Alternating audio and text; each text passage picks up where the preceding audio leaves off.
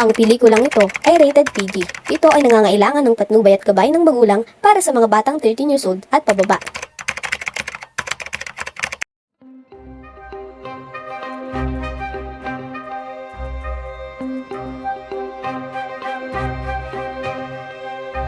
Nasa na kaya si Eren? Paano ko siya hahanapin nito?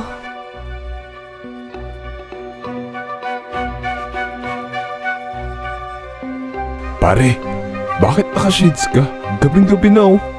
Pare, magsalita ka naman.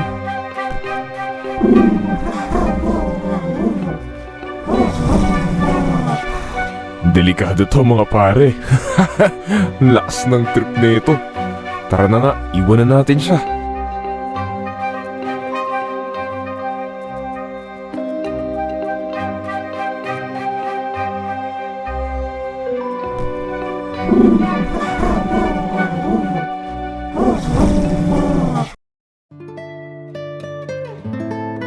Nasa na kasi si Eren? Baka mapahamak siya. Anong gagawin ko? At tuluyan na ngang naligaw ang alien na si Eren.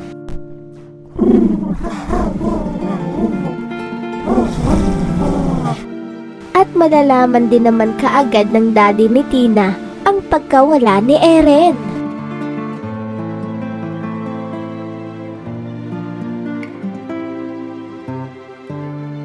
Nasaan na ang alien ko? Bakit wala siya dito? Teka, parang alam ko na kung bakit.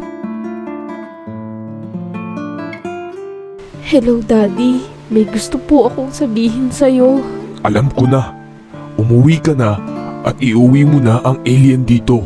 Pero, Daddy, Umuwi na kayo, ngayon na. nawawala siya, Daddy. Hindi ko po alam kung saan siya nagpunta. Umuwi ka na. Mag-uusap pa tayo.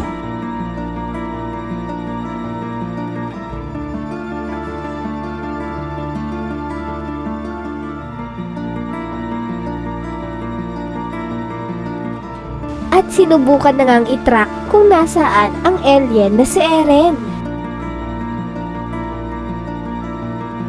Sana mahanap na si Eren. Kasalanan ko talaga to. Sana hindi siya mapahamak. At sa kalagitnaan ng gabi ay may kumatok sa bahay ni Tina.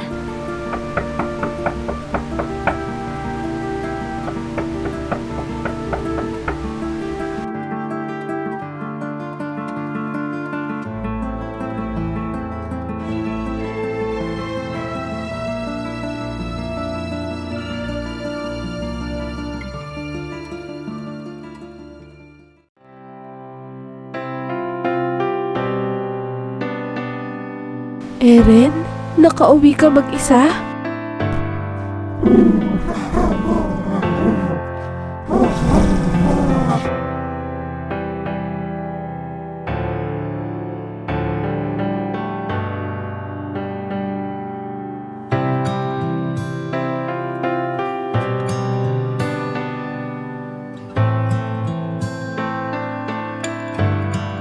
Matalino ka palang alien dahil nakauwi ka mag-isa.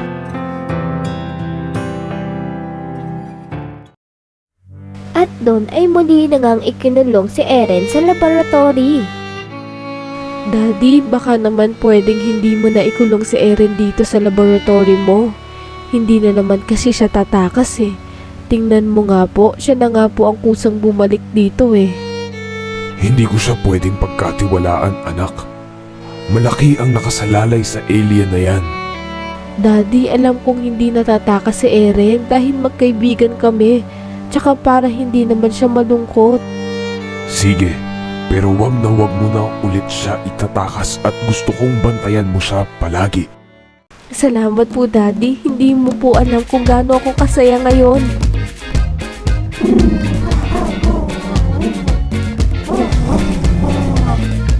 At nagsimula na ngang tuklasin ni Eren ang mga gawain ng tao.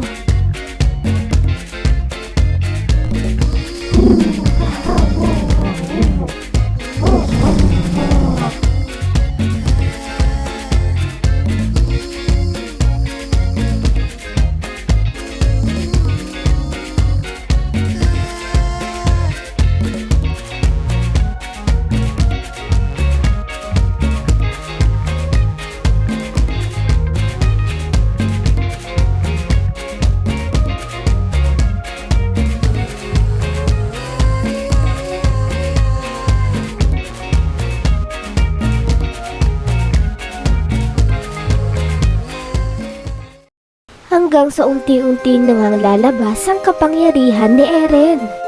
Eren, hindi muna tayo makakapagbanding ha. May sakit kasi si Mami kailangan niya ako dito.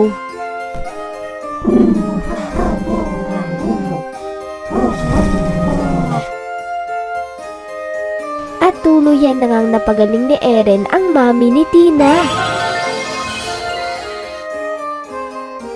Teka, maganda ng pakiramdam ko ah. Magaling na yata ako. Eren, may kapangyarihan kang magpagaling ng sakit?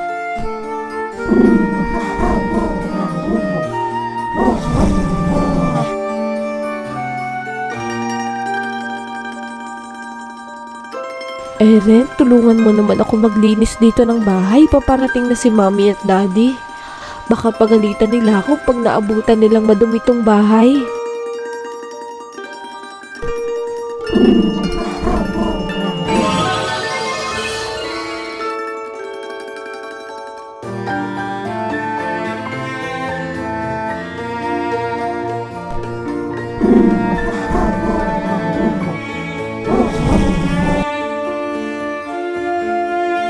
Eren, parang gusto ko ng pizza.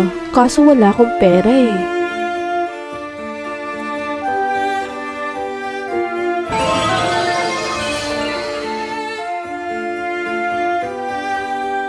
The best ka talaga, Eren. Lahat yata kaya mong gawin.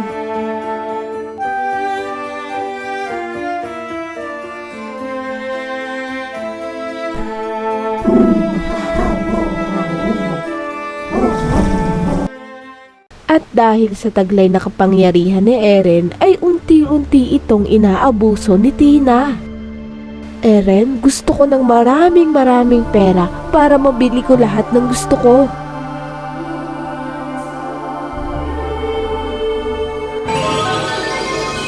At dahil sa labis na paggamit ng kapangyarihan ni Eren, ay unti-unti itong nanghina.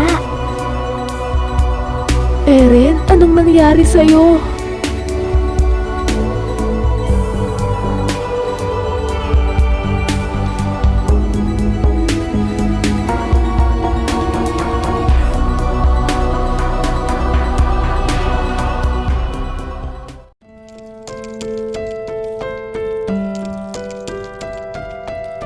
Anong nangyari sa kanya?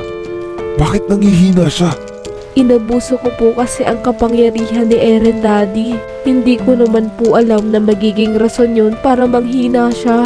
Paano natin mapapagaling si Eren ngayon? Tingnan mo, nanghihina na siya.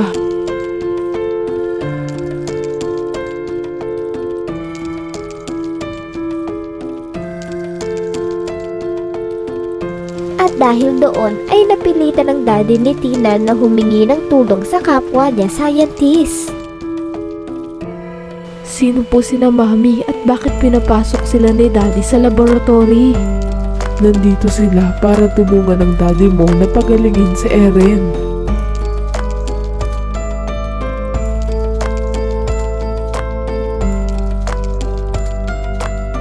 Napaka-importante pala ng itinatago mo dito.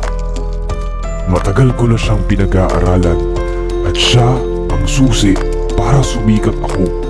Kaya ngayong nagkasakit siya, kailangan ko ng tulong niyo para mapagaling siya. Alam ko kung paano siya mapapagaling, ngunit may kondisyon ito. Anong kondisyon? Ibibenta mo sa amin ng alien at tutulungan kitang mapagaling siya. Huwag kang mag-alala, isasama kita sa pagsikat ko.